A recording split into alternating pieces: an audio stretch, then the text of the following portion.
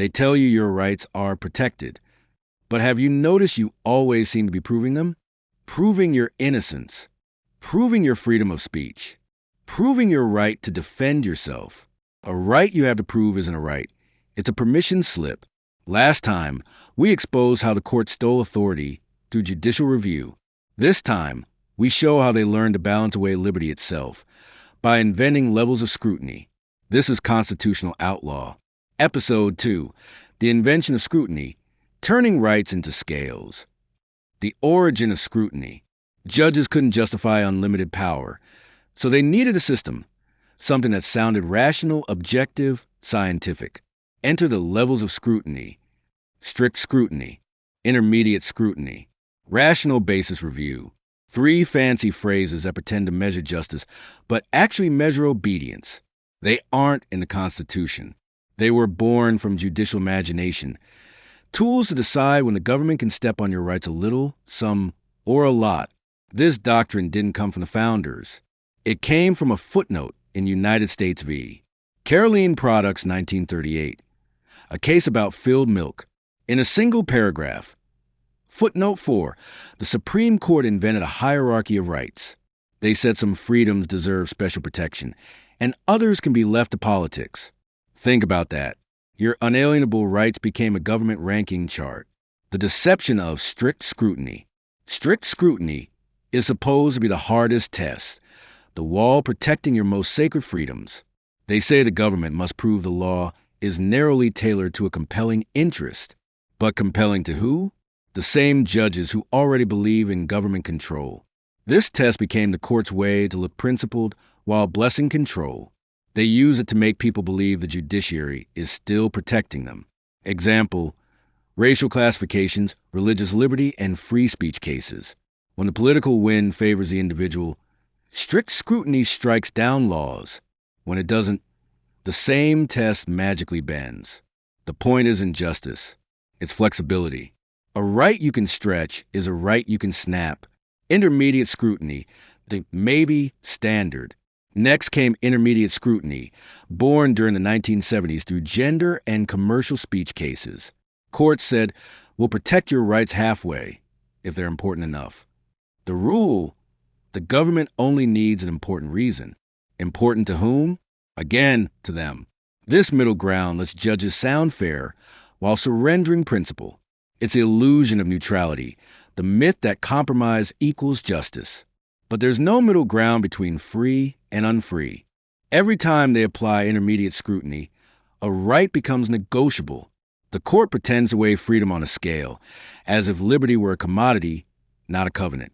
Rational basis, the government's golden ticket. Then we hit bottom. Rational basis review, the government's favorite doctrine. Here the state wins unless a law is utterly irrational, not unconstitutional. Irrational, the test reads, the law must be rationally related to a legitimate government interest. And the judge can even invent a reason after the fact. That's not law. That's make-believe. In practice, 99% of laws challenged under rational basis survive. It's the rubber stamp of tyranny. The judicial shrug that legalized everything from property seizures to surveillance to forced disclosures. A government that only needs a rational reason for power is a government that no longer fears the people. The cost of balance. These tests don't protect liberty. They manage it. They turn rights into balancing acts between citizen and state, as if both have equal weight in the scale. But the Constitution was never written to balance power. It was written to chain it. Every balancing test reverses that order. Instead of government proving its limits, you now must prove your entitlement. That's why the phrase, if you don't know your rights, you don't have any matters. Because every courtroom now assumes the opposite. If you can't articulate the test, you lose. If you can't afford the fight, you lose. If you can't quote the case law, you lose. That's not justice. That's hierarchy. The patriotic warning. Imagine explaining this to a farmer in 1776. Yes, you have liberty, but only under strict scrutiny. He'd laugh in your face right before loading his musket. They fought a revolution over a tax on tea. Today, we're taxed for the privilege of breathing without a permit. The founding generation didn't balance liberty against important interests. They declared, "Our rights are endowed by our Creator, not graded by courts." When judges replaced God and reason with tests and tears, they rewrote the social contract. They decided the government, not the people, decides how much freedom you're allowed at any given moment. The modern aftershock. Look around. Every modern overreach you see, censorship, surveillance, public health emergencies, bureaucratic control, traces back to these tests. Under rational basis, courts upheld laws that closed businesses, silenced protests, and confined citizens. Under intermediate scrutiny, they let states pick winners and losers in speech. And under strict scrutiny, they still found compelling interests. Every time the government cried, safety, the tests don't restrain power. They disguise it. That's why this series matters. Because until people understand how these doctrines work, they'll keep begging for rights instead of exercising them. The people's verdict.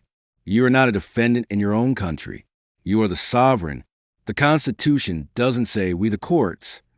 It says we the people. Stop asking permission. Start demanding accountability. Your liberty is not up for grading. This is Constitutional Outlaw. Because justice doesn't plead bargain, and neither should you.